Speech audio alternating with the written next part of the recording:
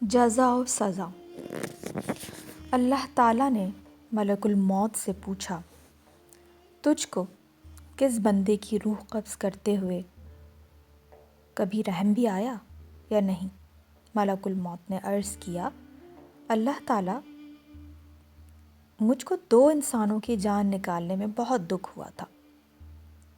اگر تیرا حکم نہ ہوتا تو میں ہرگز ان کی جان نہ نکالتا۔ ارشاد ہوا، بتاؤ وہ 2 لوگ کون تھے؟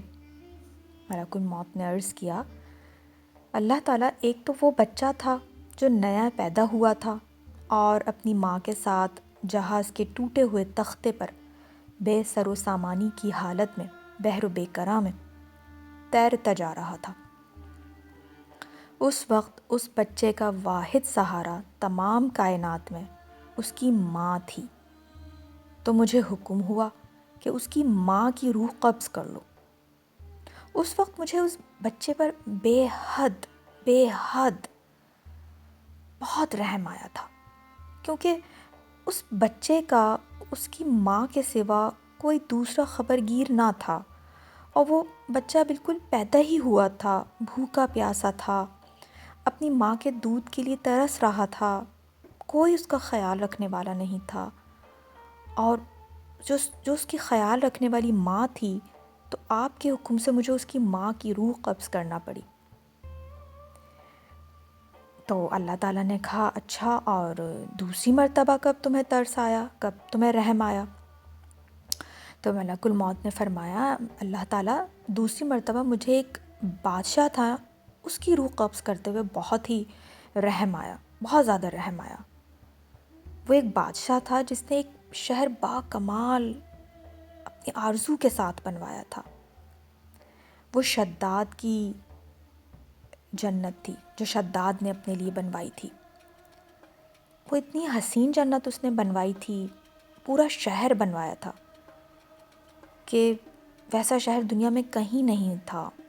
اس نے دعویٰ کیا تھا کہ یہ حسین ترین جنت میں زمین پر بناؤں گا، اور اس نے وہ جنت تیار بھی کی تھی، وہ شہر تیار کیا تھا پورا۔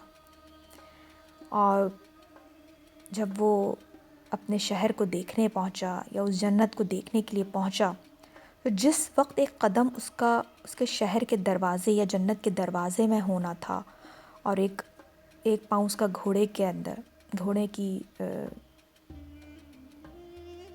اوپر ہوتا، تب مجھے حکم ہوا کہ اس وقت اس کی روح قبض کرنا۔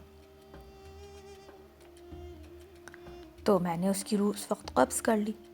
اس وقت بھی مجھے بہت رونا آیا کہ وہ بادشاہ کیا حسرتیں اپنے دل میں لے کر گیا تھا، اور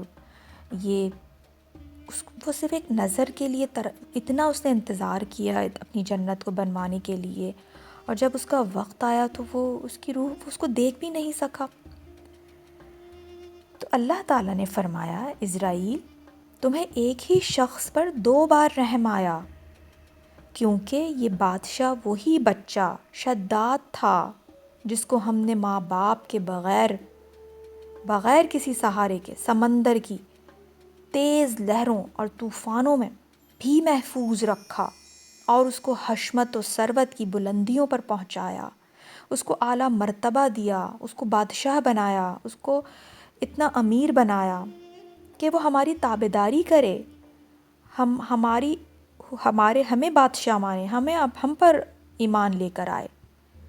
لیکن اس نے تو ہماری تابعداری سے منہ ہی موڑ لیا اور تکبر کرنے لگا، اور اپنے آپ کو نعوذ باللہ خدا کہنے لگا، اور کہنے لگا کہ اللہ کے پاس کیا جنت ہوگی، میں دنیا میں وہ جنت تیار کروں گا۔